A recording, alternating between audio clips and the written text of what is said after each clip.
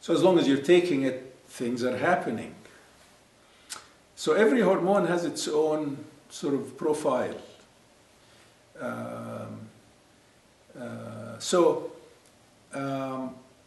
HCG would be the first one I would think of, because really it's just almost as good as testosterone, and even better from the standpoint that you also stimulate sperm production, whereas testosterone inhibits it. The other advantage is that when you give to someone, a man, testosterone, his testicles are going to say, oh, we're getting help from the outside, they're going to work even less. And over time, they'll shrink. That's why when a man is on testosterone, we always give them HCG, 1 weekly injection, generally 3-4 days after the testosterone injection. And the idea of that is 3 benefits. One is to keep the testicles working, therefore avoid shrinkage. And the day you do it, you get a little bump in your blood level from your own production. Another very nice thing. Why not? So HCG is really a must when you're giving a man testosterone, so in terms of balancing it with it and keeping the testicles from deteriorating. But then there is one more item, which is a pill. And the reason for that pill is this. The biochemistry of making sex hormones in men and women is identical. And of course, all these sex hormones come from cholesterol. So the final step in the sequence is, after the DHEA step, remember that we talked about the DHEA as a possible booster, I suppose. Finally, now you have the step where testosterone is being formed. There's only one problem. There's an enzyme called aromatase that both men and women have, and that aromatase is going to convert some testosterone to the female hormone. So when you're taking testosterone from the outside to improve your level, you're going to have more and more of this conversion happening.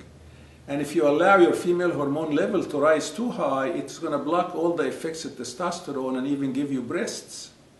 So for men, that's obviously not a good... And then if it gets extremely high, it may even mess up the sex function. So part of controlling that situation is that you give a man these pills, which are an anti-estrogen or anti-aromatase. And for most people, you only need a couple of pills a week.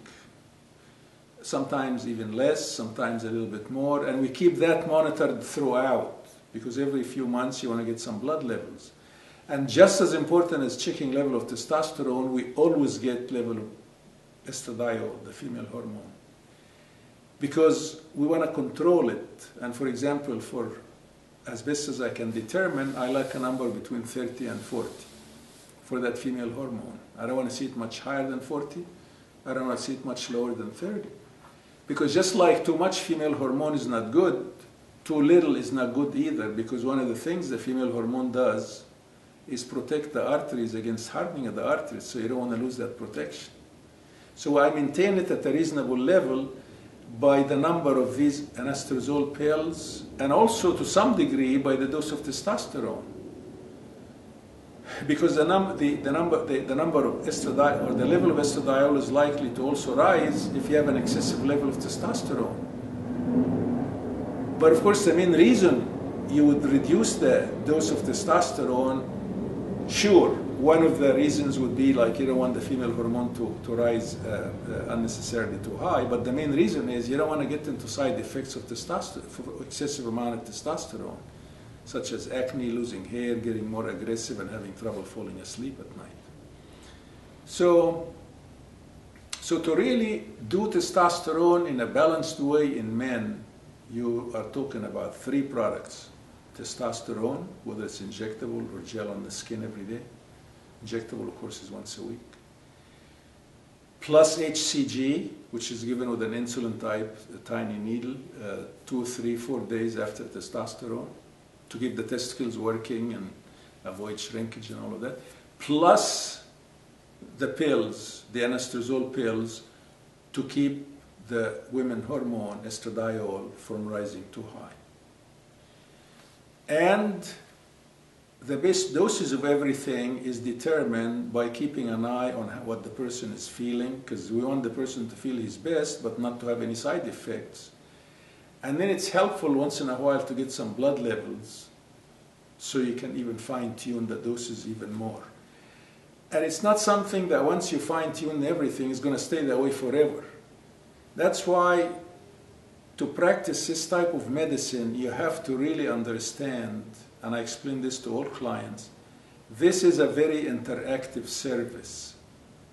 This is not something that we decide what you need and then you go away like the regular doctors do and they don't want to hear from you until you have a new problem. No, I give you my cell phone, I say call me anytime you have a question, whether it's about food or about hormones, or if a few weeks go by and you've started taking something and you're not seeing any good effects, if you don't call me so I know how you're feeling, there's nothing for me to do.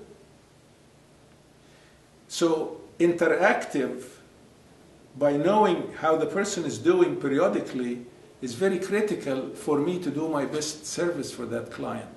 And more so for women, because in women's case, there's a need for a lot of adjustments, a lot more than with men, until they get to feel their best, which is of course what my objective is, physically and mentally.